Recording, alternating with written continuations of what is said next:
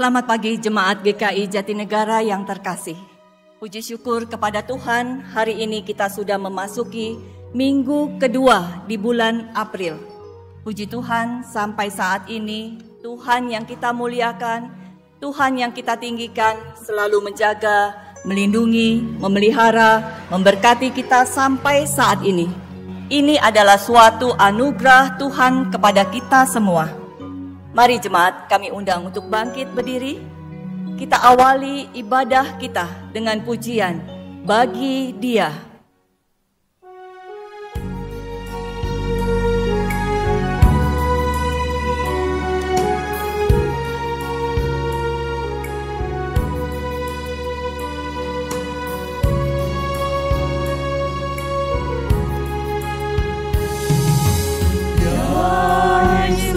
Selamat bagiku, ya Tuhan, selamatkan hidupku. Bagi Dia pujianku, tak dapat balas kasih-Nya. Yang akan menjadi anak-Nya, beri damai di dalam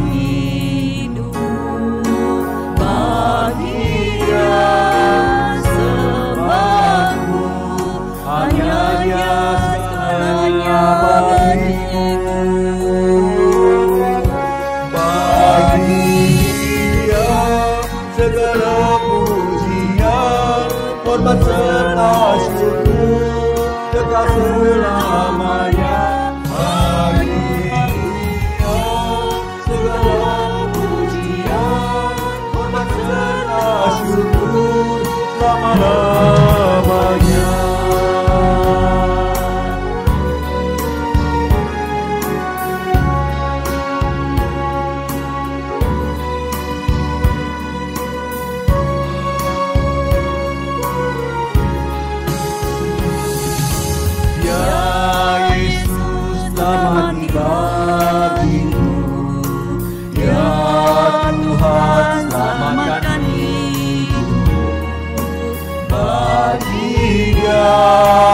Pujianku tak dapat balas kasih-Nya. Dia angkat jadi anak-Nya, beri damai di dalam hidupku. Bagi Dia sembahku, hanya Dia segalanya bagiku. Mari katakan sama-sama bagi Dia. Segala pujian, hormat serta syukur kekal selamanya. Bagi Dia segala pujian, hormat serta syukur selama-lamanya.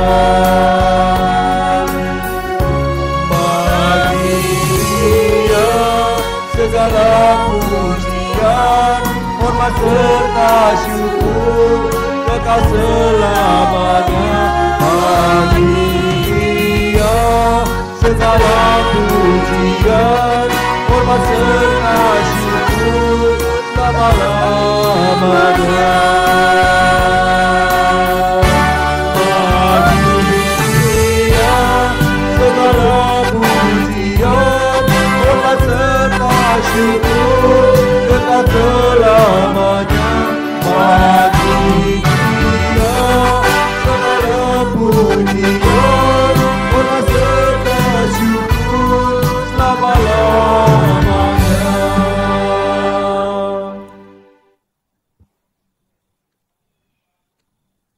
Ibadah online hari ini didasarkan pada pengakuan iman bahwa pertolongan kita adalah di dalam nama Tuhan yang menjadikan langit dan bumi.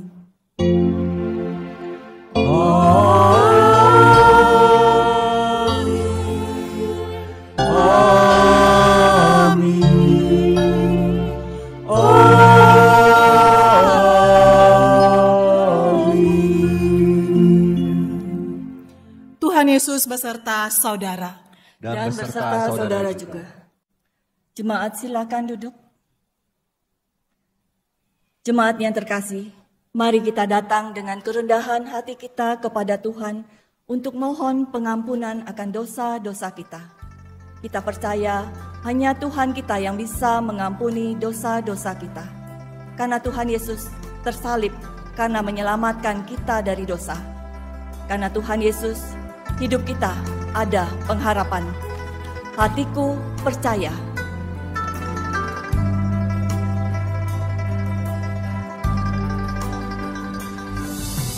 Saat ku tak melihat jalanku, saat ku tak mengerti rencanamu, namun tetap ku pegang janjimu. Pengharapanku hanya padamu.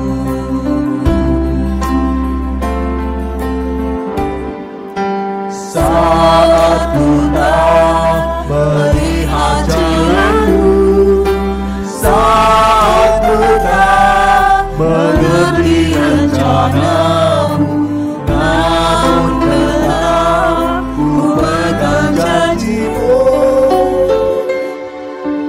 Pengharapanku hanya padamu. Mari kita sama-sama katakan, hatiku percaya. Percaya, hatiku percaya,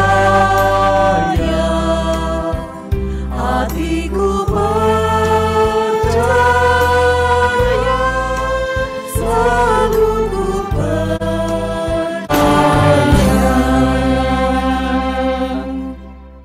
Bapak, Ibu, saudara-saudari yang dikasihi oleh Tuhan Yesus, mari kita bersatu di dalam pengakuan dosa. Bapa di dalam kerajaan sorga, Allah yang kami kenal di dalam Tuhan kami Yesus Kristus, kami bersyukur jikalau pada hari ini kami boleh sekali lagi beribadah kepada Tuhan. Namun ketika kami datang di hadapan-Mu, kami menyadari bahwa diri kami telah berdosa. Kami seringkali mendukakan hati Tuhan di dalam tutur kata kami, di dalam sikap kami, di dalam pikiran kami, di dalam segala keberadaan kami. Banyak hal yang tidak sesuai dengan kebenaran firman-Mu. Kami juga seringkali menyakiti orang-orang yang ada di sekitar kami.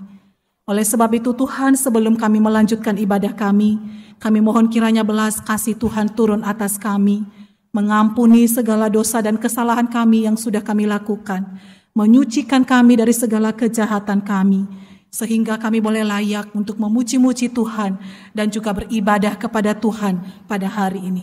Kami sungguh percaya bahwa Allah kami adalah Allah yang panjang sabar dan panjang setia.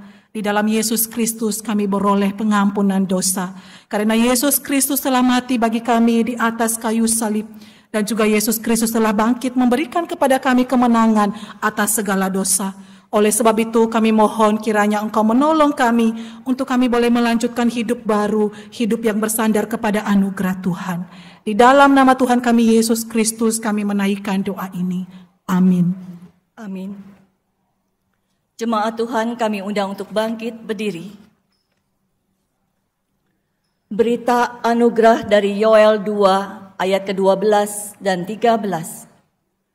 Tetapi sekarang juga demikianlah firman Tuhan, berbaliklah kepadaku dengan segenap hatimu, dengan berpuasa, dengan menangis, dan dengan mengadu.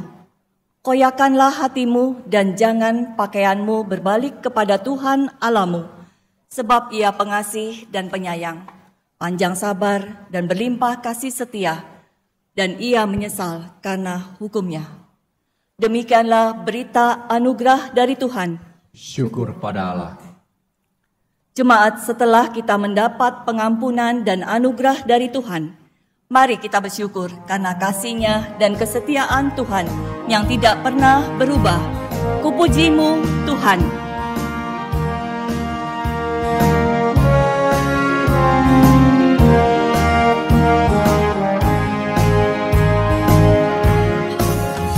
Ku bersyukur Tuhan, oh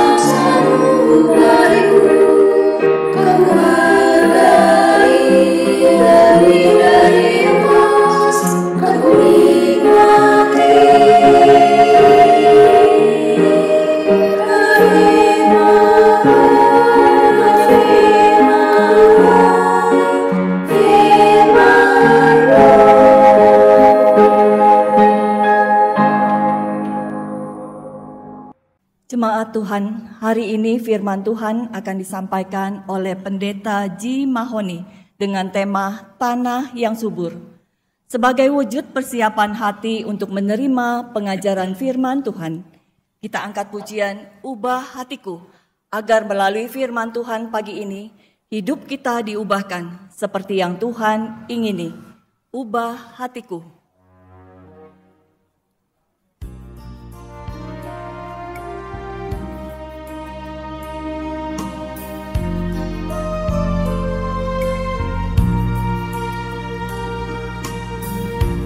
Ubah hatiku seperti salju, ubah hatiku seperti dirimu. Engkau berjuang tanah liat,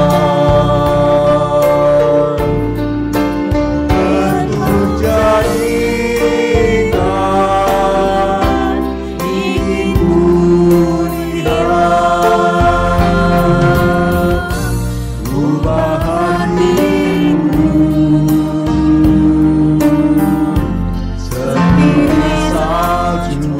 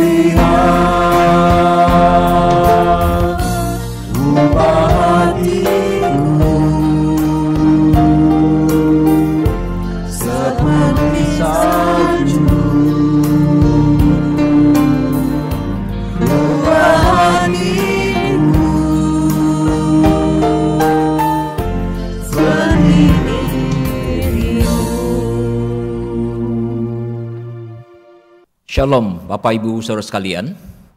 Bersyukur pada Tuhan sampai hari ini kita dipeliharakan oleh Bapa sehingga kita boleh mengadakan ibadah pada hari ini.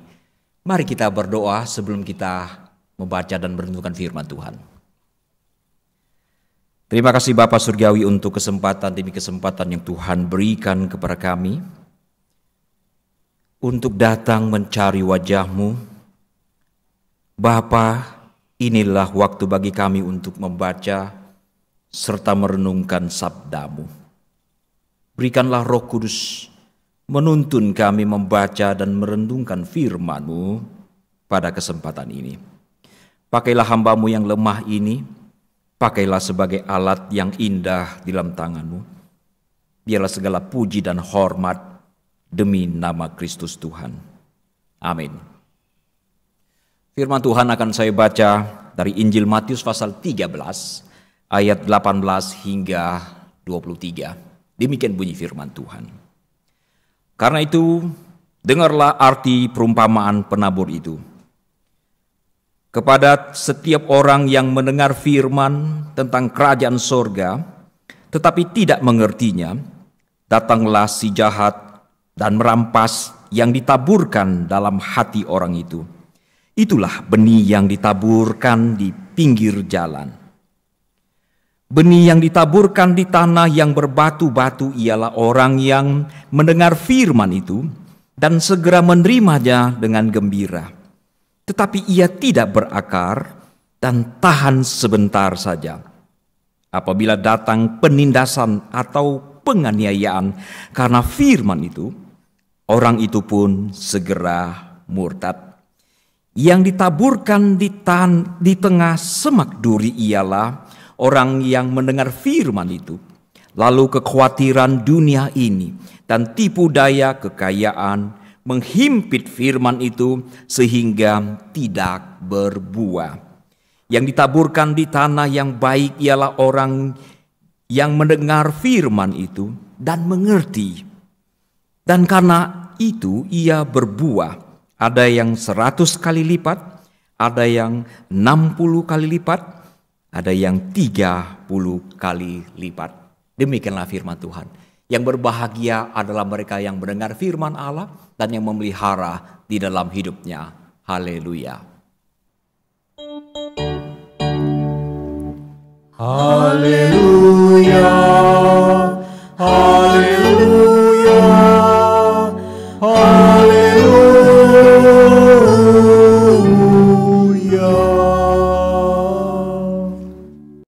Saudara sekalian, orang mengatakan bahwa jumlah orang Kristen di Indonesia minoritas.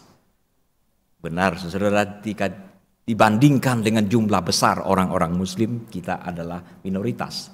Tapi apakah saudara masih ingat bahwa walaupun jumlah kita minoritas, ada anomali yang unik, yaitu bahwa orang-orang Kristen yang berkarir dan yang mempunyai nama dan mempunyai pelayanan dan yang mempunyai kegiatan yang begitu luar biasa ada di negeri ini, saudara. Hampir semua profesi penting ada orang Kristen di dalamnya, saudara sekalian ya. Mulai dari dokter, pengusaha, pejabat, menteri, jenderal, gubernur, dan masih banyak lagi jabatan penting ada dipegang oleh orang-orang Kristen. Ini anomali, saudara sekalian. Kalau jumlah orang Kristen sedikit, harusnya juga sedikit orang Kristen yang bisa tampil ke panggung terhormat. Ajaib. Tapi jangan lupa saudara, saya pernah beritahukan saudara-saudara, walaupun jumlah orang Kristen minoritas, tetapi apabila saudara pergi ke Cipinang ataupun ke Salemba, maka saudara akan menemukan begitu banyak nama-nama orang Kristen di situ. Ada nama Yakub. Ada 12 anak Yakub di situ. Bersyukur tidak ada nama Yesus, tapi jangan lupa ada 12 murid namanya ada di sana. Siapakah mereka? Bersyukur kalau mereka adalah sipir penjara, tetapi kenyataannya mereka adalah tahanan di dalam penjara itu. Ini pun aneh. Kalau jumlah orang Kristen sedikit, mestinya juga sedikit sekali orang-orang yang berada di tahanan. Tapi itulah realitas, saudara. Banyak orang Kristen yang ada di dalam penjara. Itu berarti ada orang Kristen yang berkualitas, ada orang Kristen yang tidak berkualitas. Ada orang Kristen yang bertumbuh dan yang berbuah, dan ada orang Kristen yang tidak bertumbuh, tidak berbuah. Saudara-saudara termasuk yang mana? Yang bertumbuh berbuah atau yang tidak bertumbuh dan yang tidak berbuah? Tuhan Yesus membuat sebuah perumpamaan yang sangat unik, saudara sekalian. Dia menggambarkan ada berbagai tipe orang ketika mendengarkan firman Tuhan. Perumpamaan ini bukanlah menggambarkan tentang seorang penabur, tetapi melukiskan orang-orang yang mendengarkan firman ketika firman itu diberitakan. Dikatakan ada yang jatuh di pinggir jalan. Orang yang tidak mengerti, lalu datanglah burung-burung mengambil, sehingga dia tidak mengerti sama sekali. Ada yang jatuh di tanah yang berbatu-batu, saudara sekalian. Ada yang jatuh di semak-semak duri. Sama-sama tumbuh, tapi akhirnya yang satu mati karena tidak mendapatkan suplai makanan, karena tanahnya terlalu sedikit. Dan yang satu lagi mati tertusuk oleh semak duri. Dan yang terakhir, yang keempat adalah orang-orang yang digambarkan sebagai tanah yang subur.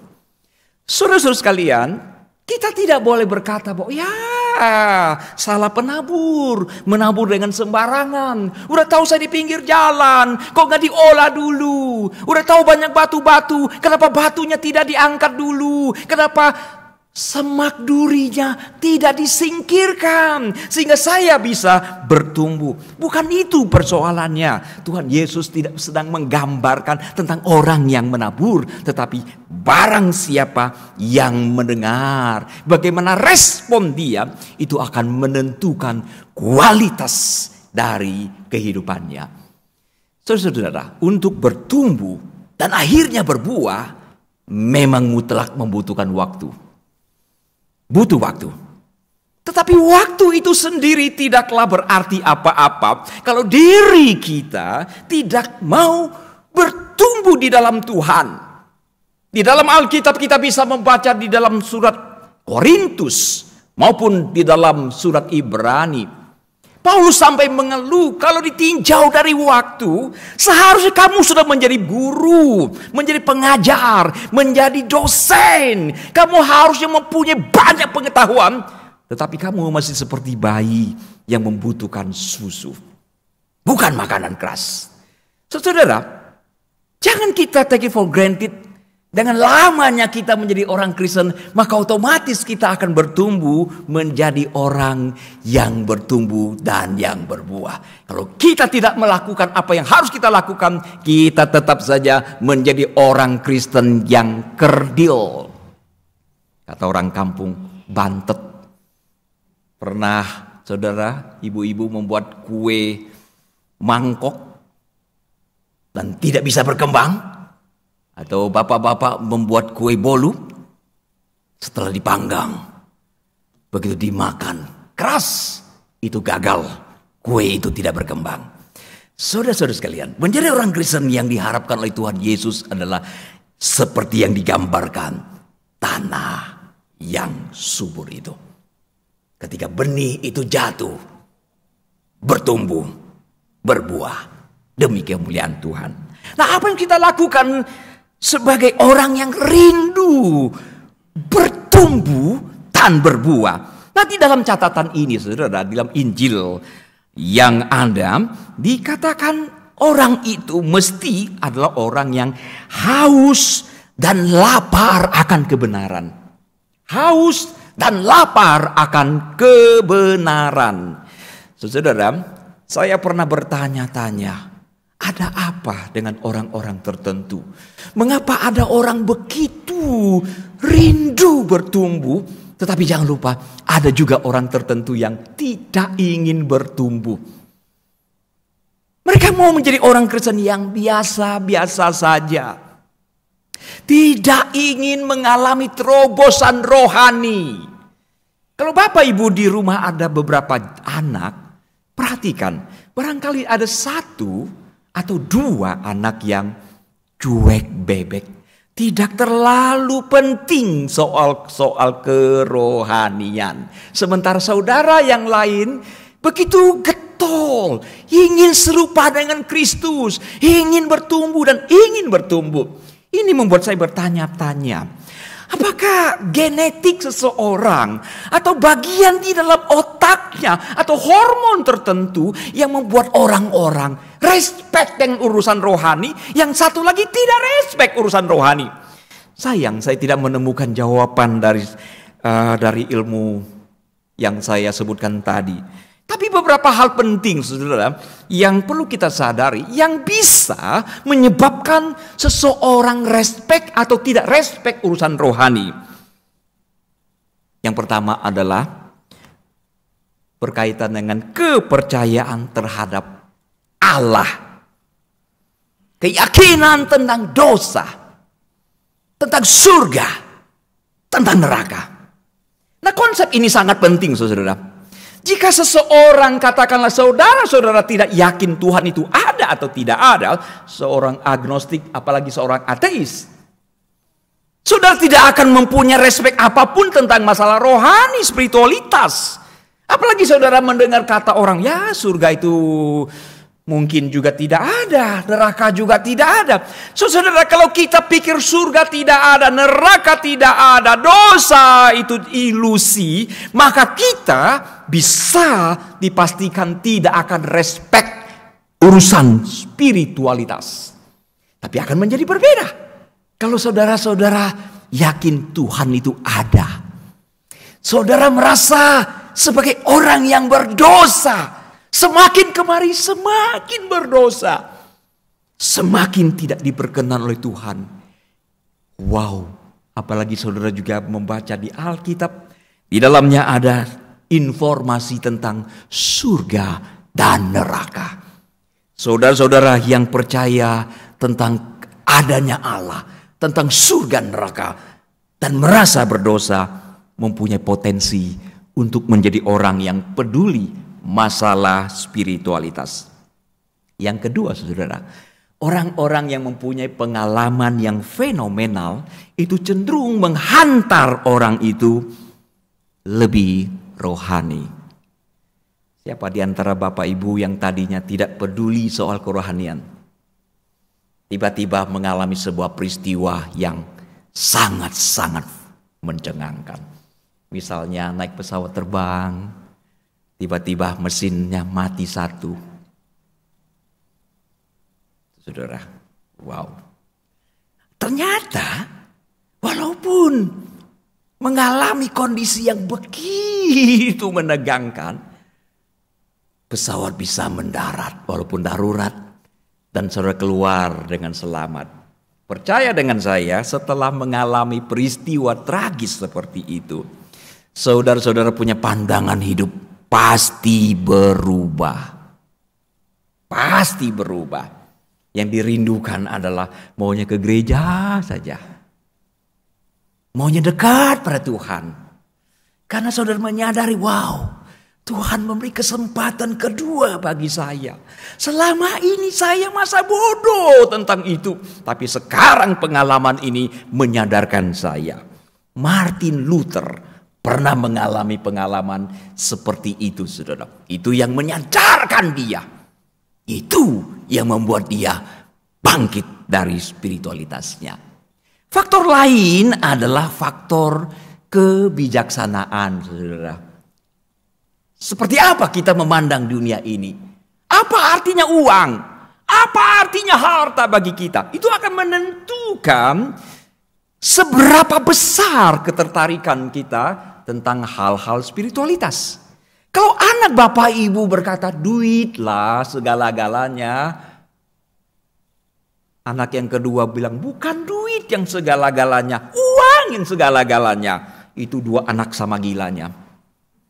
Kalau ada anak yang cinta uang, yang kedua cinta duit, Dia percaya memang Tuhan ada, tapi bagi dia uang segala-galanya. Dia belum terlalu tertarik dengan urusan rohani. Saudara-saudara sekalian, bagi dia urusan rohani itu penghambat bagi dia untuk lebih kaya, lebih makmur lagi di dalam dunia ini. Begitu pula dengan bapak dan ibu sekalian. Bapak dan ibu berpikir kalau ada uang segala sesuatu beres.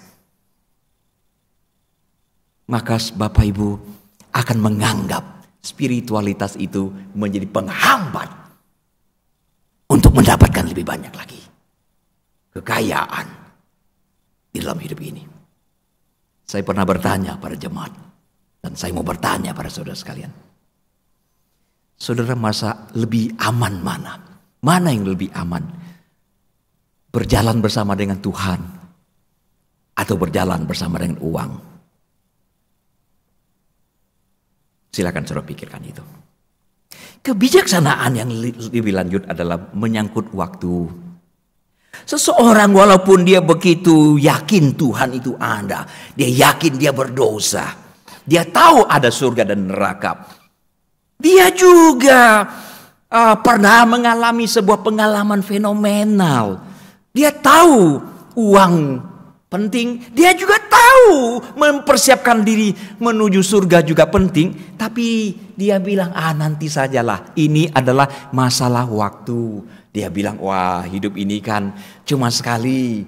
Ya jangan disia-siakan. Nanti saja, tunggu sudah tua. Kalau sudah tua, segala sesuatu baru dipersiapkan. Ini orang yang tidak bijaksana. Sama seperti orang yang menganggap uang dan harta segala-galanya sama-sama tidak bijaksana.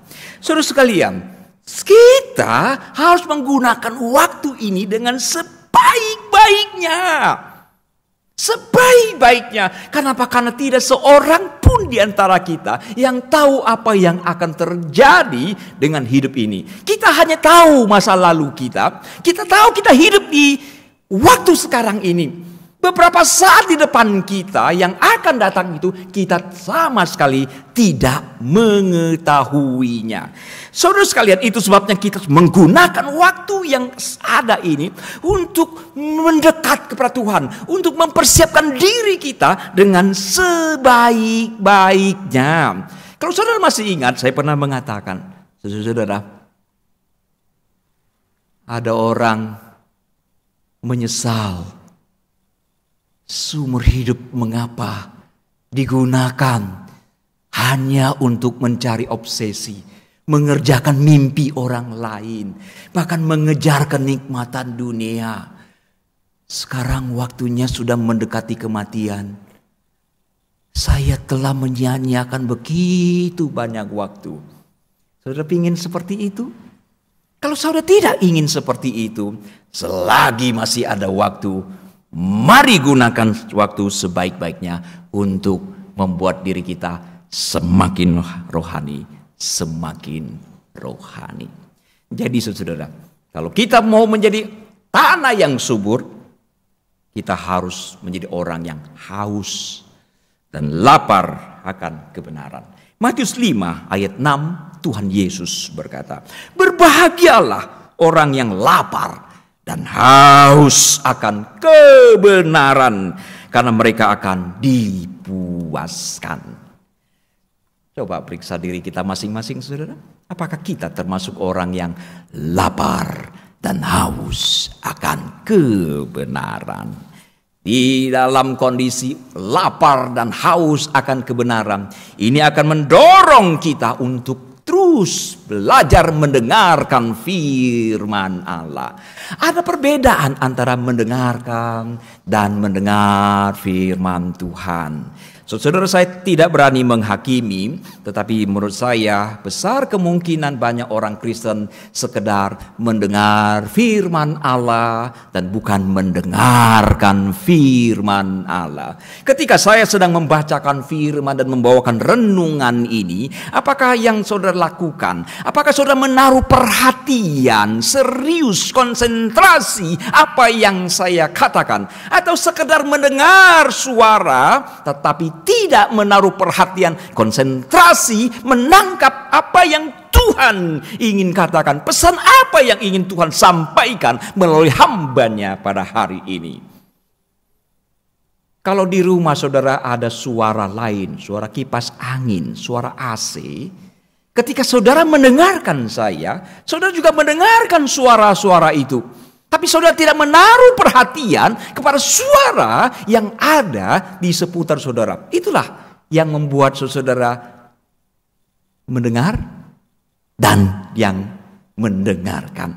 Nah, orang Kristen kalau hanya sekedar mendengar tidak akan menghasilkan apa-apa. Karena di dalam diri kita tidak mencerminkan curiosity kita, keingintahuan kita yang besar tentang kebenaran firman Allah. Karena iman timbul dari pendengaran. Dan pendengaran akan firman Allah. Iman kita timbul justru dari pendengaran firman Allah. Karena itu Bapak Ibu sekalian, kalau saudara-saudara ingin menjadi tanah yang subur, yang pada akhirnya menghasilkan buah yang berlimpah-limpah, dengarkanlah firman Tuhan. Jangan sekedar iseng-iseng sambil terkantuk-kantuk mendengar firman Allah. Kalau orang haus dan lapar akan kebenaran, maka dia akan berusaha untuk mencari tahu lagi. Bukan hanya mendengarkan khotbah, dia juga akan membaca, mencari tahu tentang Tuhan, mulai bacaan, literatur dan sebagainya. Saudara, saya mau bertanya pada saudara, dalam 5 tahun terakhir ini, berapa banyak buku rohani yang sudah saudara baca? Adakah dalam 5 tahun ini membaca 5 buku rohani? 1 buku rohani? Atau sama sekali tidak pernah membaca buku rohani dalam 5 tahun terakhir ini? Atau coba periksa di rak buku, apakah di rumah saudara ada buku rohani selain buku Alkitab? Saya khawatir mayoritas orang Kristen zaman sekarang tidak memiliki koleksi buku-buku rohani. Buku untuk memasak ibu-ibu punya? Saya rasa ada. Buku untuk mengatasi kebotakan bapak-bapak ada? Kemungkinan ada. Bagaimana caranya supaya untung di dunia saham? Mungkin Bapak Ibu ada bukunya. Tapi berkaitan dengan spiritualitas, apakah saudara-saudara memilikinya? Kalau saudara tidak memiliki, maafkan saya, sedikit menuduh saudara-saudara tidak menaruh concern soal spiritualitas. Saudara-saudara sekalian, orang yang haus dan lapar akan kebenaran akan bertanya, ingin tahu, cari tahu orang yang lebih tahu, bukan menguji, saudara, bukan menguji. Ini ada fenomena yang menarik. Kadang-kadang ada orang Kristen tertentu, kalau pendeta datang berkhotbah, setelah itu dia akan datang bertanya-tanya, sembari menguji pendetanya. Ini sombong rohani. Saya juga mendapatkan seorang hamba Tuhan yang ngobrol dengan saya, di mana ada majelis gereja yang mulai ikut belajar teologi. Wow, keren saudara. Sekarang ini ada tren yang baik, di mana kaum awam mengikuti pelajaran rohani, kuliah-kuliah secara online ataupun offline di kampus-kampus seminari. Bagus sekali. Tetapi yang jadi persoalan, tentu saja tidak semua saudara, ada orang-orang tertentu, kaum awam tertentu setelah belajar beberapa mata kuliah, kata kawan yang ngobrol sama saya, itu sombongnya minta ampun, kayaknya dia udah maha tahu deh, dia lebih tahu daripada pendeta dan sebagainya. Saudara-saudara, jangan mempunyai sikap seperti itu. Itu adalah sombong rohani dan itu adalah penyakit kerohanian. Orang yang lapar dan haus akan kebenaran, dia memang bertanya, tapi karena dia ingin tahu lebih dalam lagi tentang Tuhan. Saudara-saudara sekalian, saudara, sikap orang tentang kebenaran, lapar akan kebenaran itu memang berbeda-beda, saudara ya. Ada orang yang kalau mendengarkan firman Tuhan maunya yang lucu-lucu, yang fresh, yang menyegarkan. Pak, kami sepanjang minggu sudah sibuk sekali, udah stres Pak. Kalau khotbah yang enak-enak saja Pak, gak usah tegur dosa, yang gampang-gampang saja, yang praktis-praktis saja Pak. Kami udah gak punya waktu memikirkan itu. Sorry kata, kalau Bapak Ibu punya sikap seperti itu sedikit banyak mencerminkan orang yang tidak terlalu concern tentang spiritualitas. Kita maunya disuap saja. Yang enteng-enteng saja, yang gampang-gampang saja.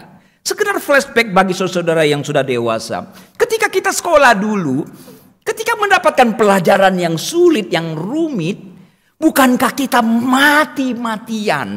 Kita ulangi lagi, kita bertanya lagi, kita latihan lagi. Sampai betul-betul kita kuasai bidang itu.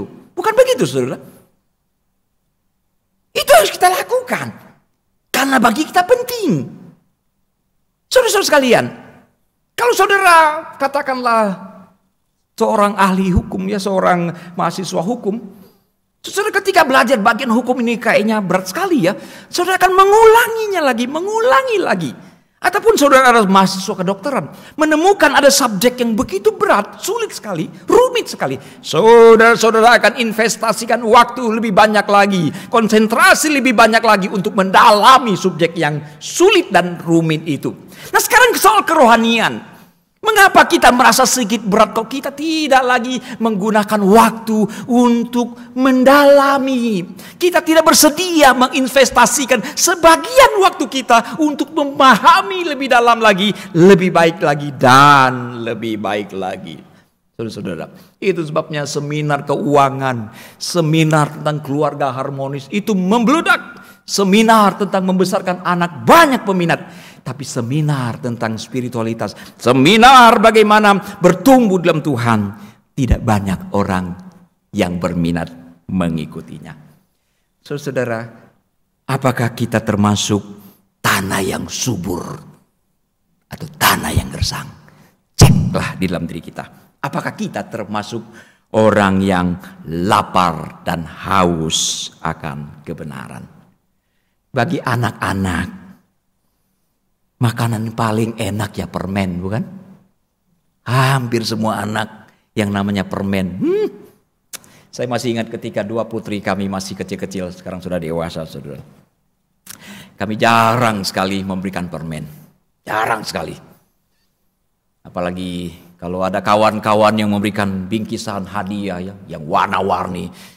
Begitu dapat hadiah mereka akan setor kepada kami dulu. Kami sortir yang mana yang boleh, yang mana tidak boleh. Dan permen kami simpan.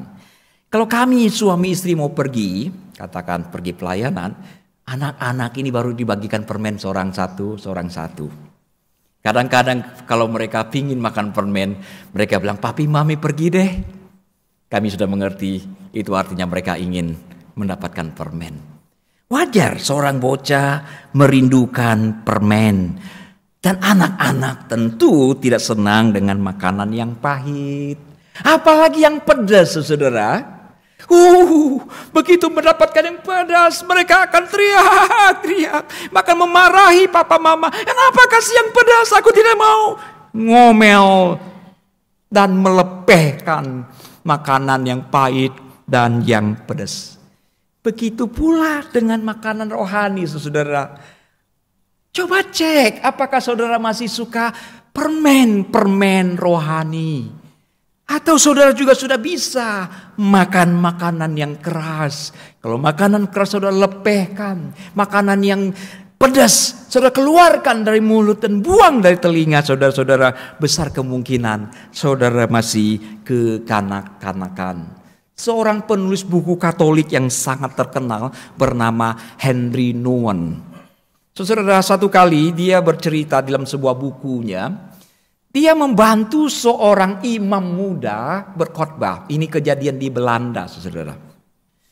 Nah, dia menolong imam muda ini selama 3 hari untuk mempersiapkan sebuah khotbah.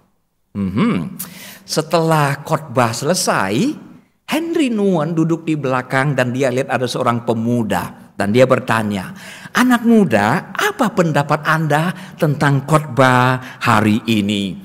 Anak muda itu celingak-celinguk seakan-akan berkata, "Ini pertanyaan paling bodoh. Apakah tidak ada pertanyaan yang lebih baik lagi?" Dan anak muda itu berkata, "Hey brothers, saya tidak pernah mendengarkan khotbah. Waktu khotbah itulah saat yang terbaik bagi saya untuk tidur sebentar." Henry Nouwen terkaget-kaget, saudara. Anak muda itu begitu jujur. Dia tidak pernah mendengarkan khotbah. Bagi dia, waktu untuk berkhotbah adalah waktu bagi dia untuk tidur sejenak. Henry Nouwen tidak puas dengan jawaban itu. Dia ingin cari lebih tahu lagi. Dan dia mendapati ada seorang dewasa umur 30-an yang membawa anak dan istrinya keluar dari gereja. Dan dia ajukan pertanyaan yang sama. Bapak ini berkata, "Imam itu memang kelihatan masih muda. Dia memang kelihatannya imam yang baik. Tapi sayang khotbahnya ya biasa-biasa saja. Cerita dia tentang Camilo Torres maupun Martin Luther King ya cuma sekenanya saja, tidak mendalam." Orang itu berkata, saya kutip kata-kata Henry Nouwen. Dia bilang gini,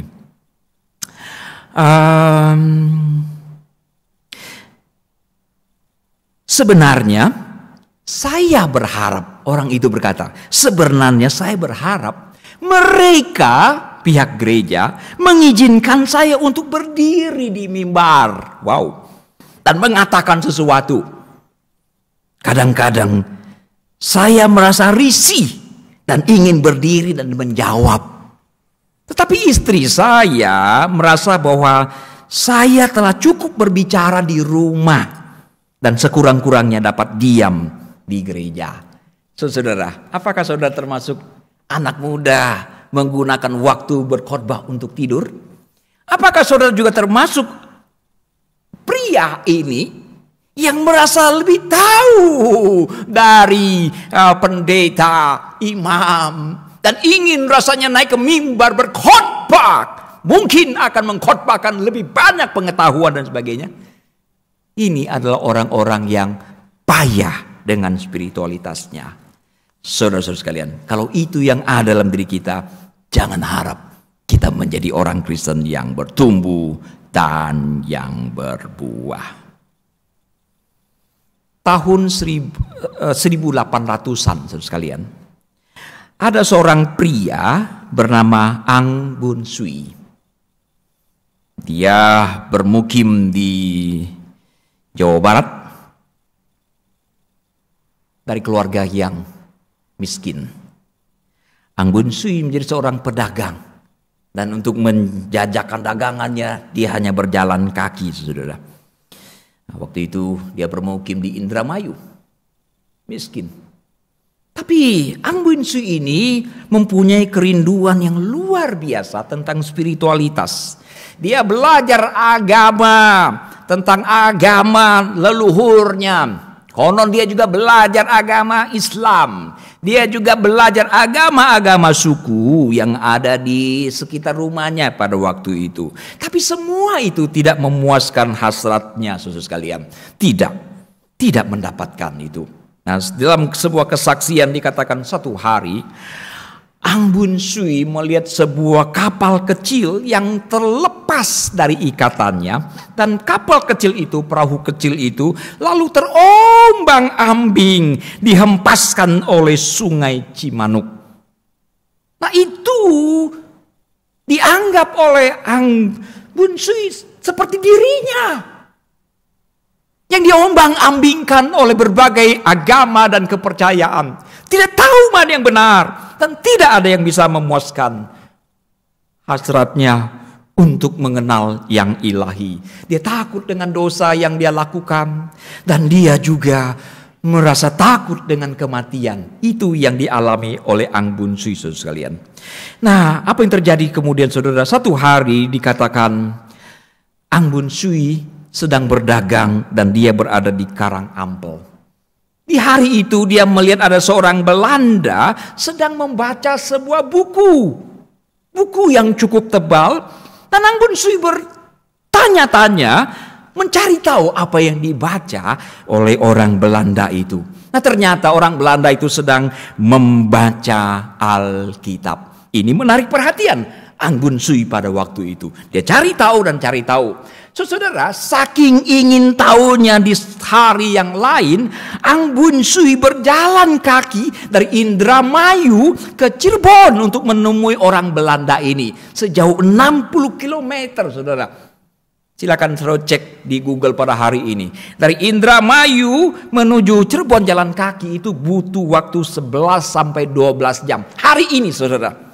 Saya tidak tahu di tahun 1800-an jalannya seperti apa. Apakah lebih mulus dari zaman sekarang? Tidak mungkin, saudara sekalian.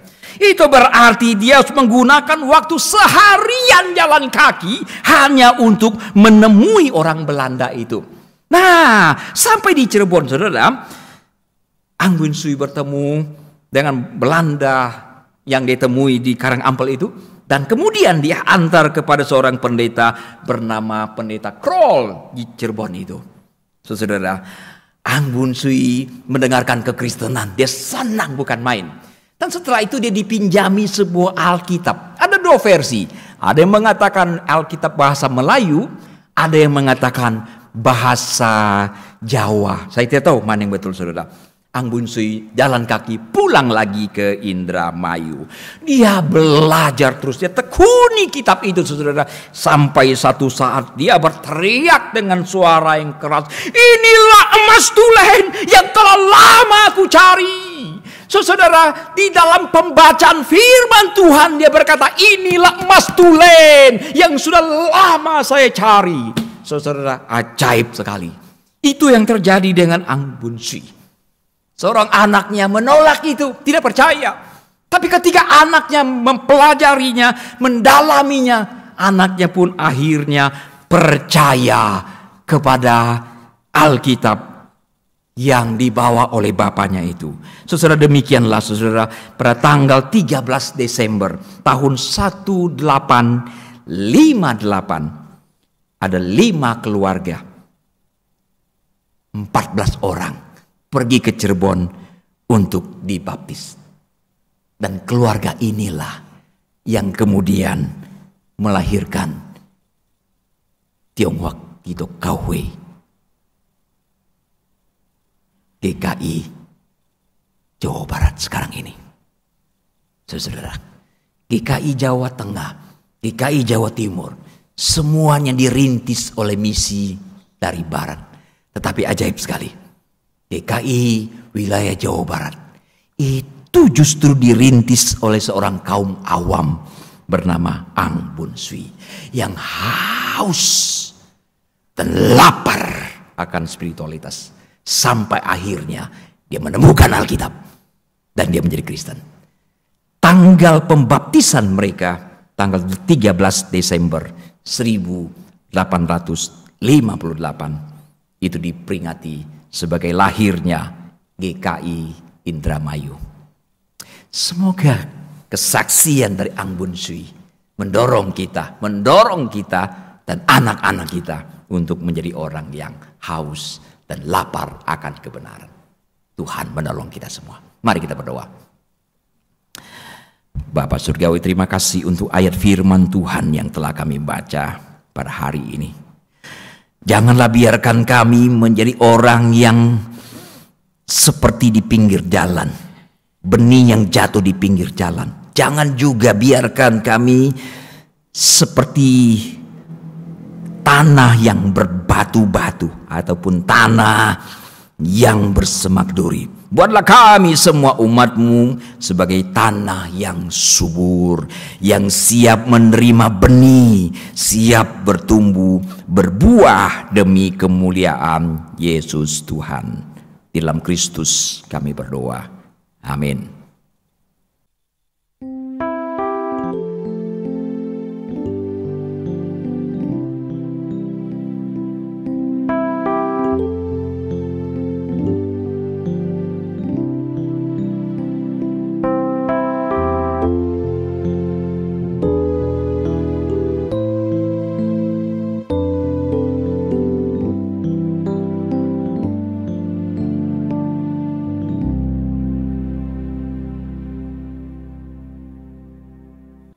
Jemaat Tuhan yang berada di rumah kita masing-masing, marilah kita bangkit berdiri.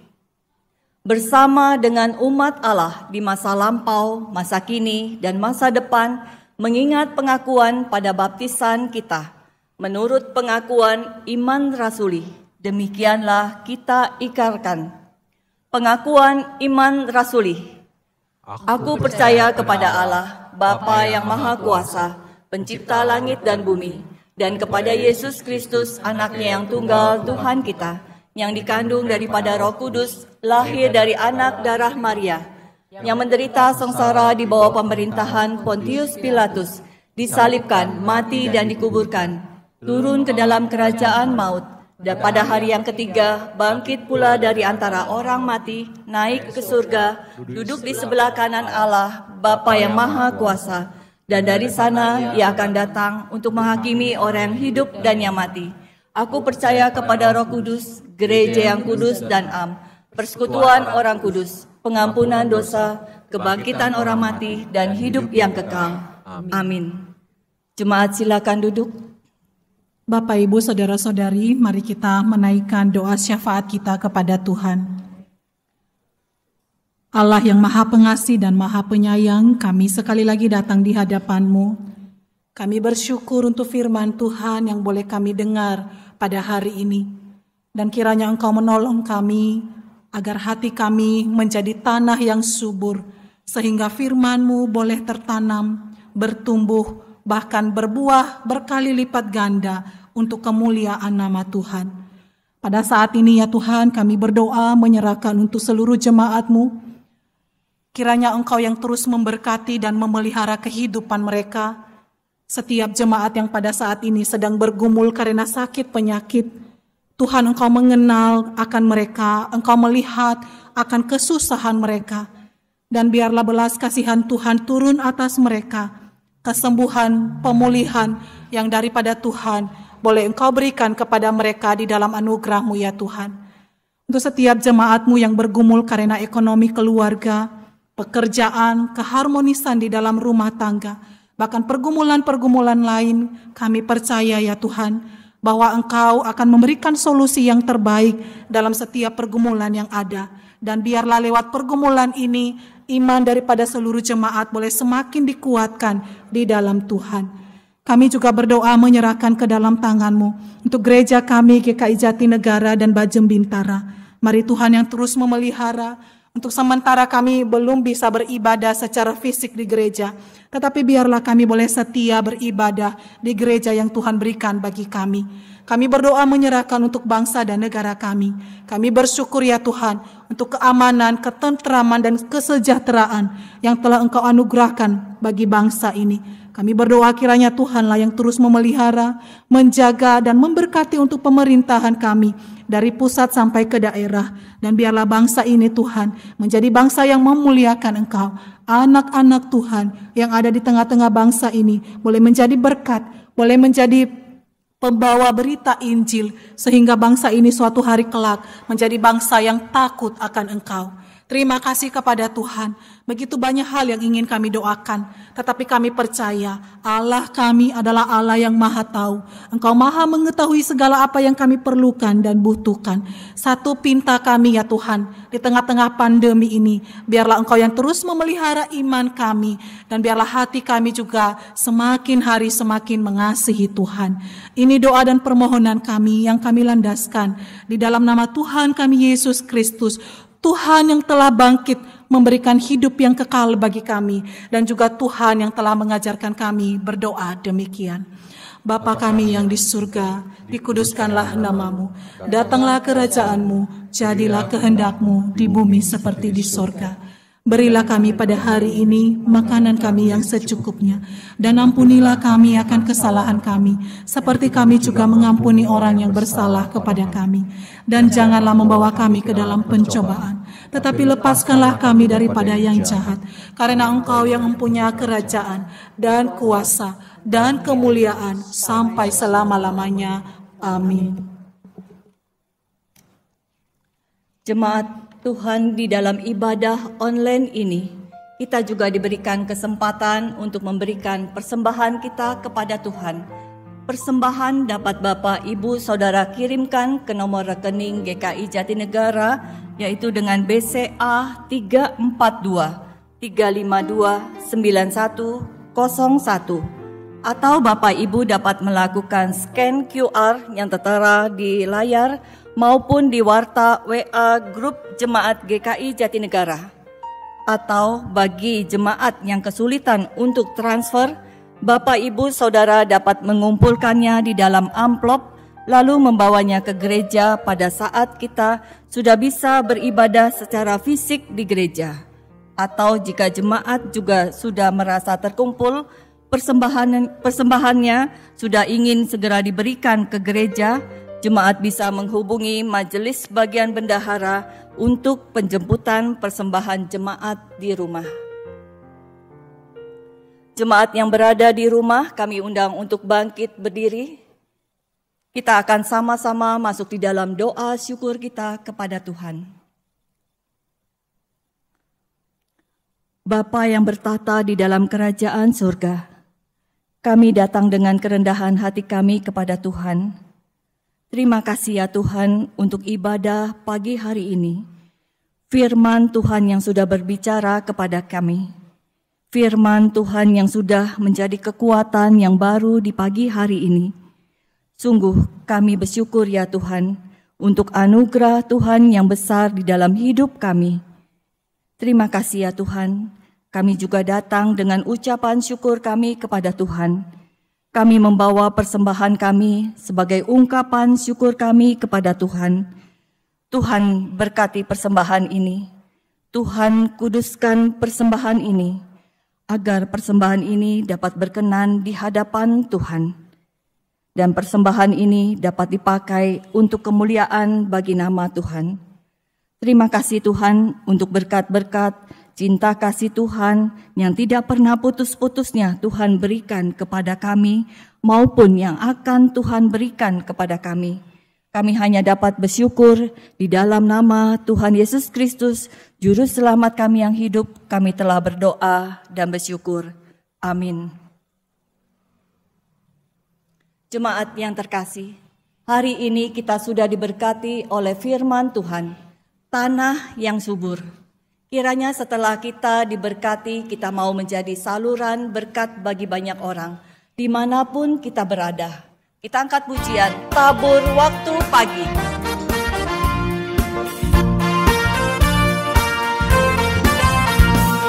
Tabur waktu pagi, tabur beri kasih, tabur waktu siang, sampai senja. Nantikan tuayan pada musim panen, kita akan bersuka bawa berkasnya, bawa berkasnya masuk rumahnya. Kita akan bersuka bawa berkasnya, bawa berkasnya masuk rumahnya. Kita akan bersuka bawa berkasnya. Di terik sang surya, di pada awan, kita pun menaburi yang bekerja. Nanti panen tiba, tugas akan usai. Kita akan bersuka bawa berkasnya, bawa berkasnya masuk rumahnya. Kita akan bersuka bawa berkasnya, bawa berkasnya masuk rumahnya. Kita akan bersuka bawa berkasnya.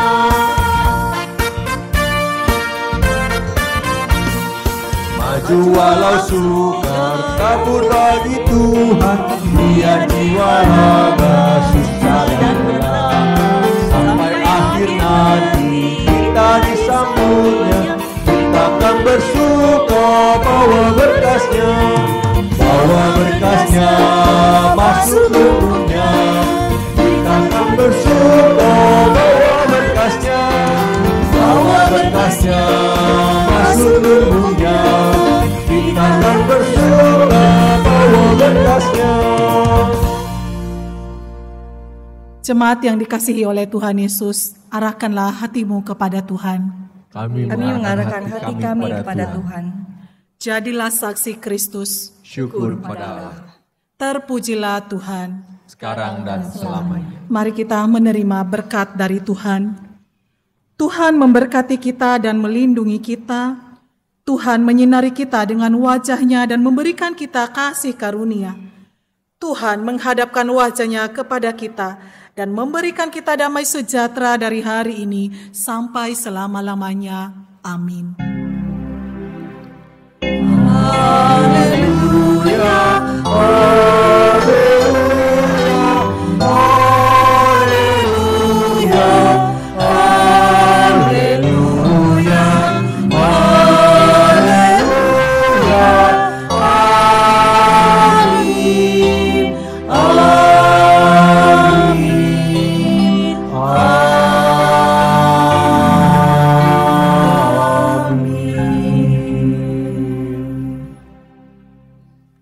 Jemaat Tuhan, ibadah online telah selesai.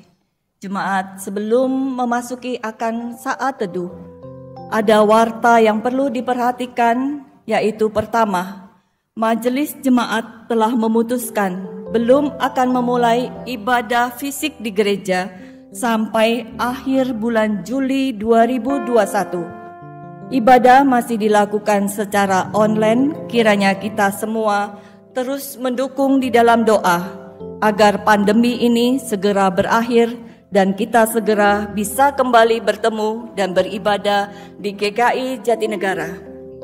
Dan untuk memutuskan mata rantai penularan COVID-19, mari kita sama-sama ikuti aturan protokol 3M. Pertama, rajin mencuci tangan setiap kali setiap kita beraktivitas. Memakai masker, karena maskermu melindungimu dan orang lain.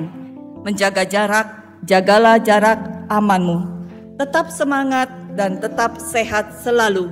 Tuhan memberkati kita semua.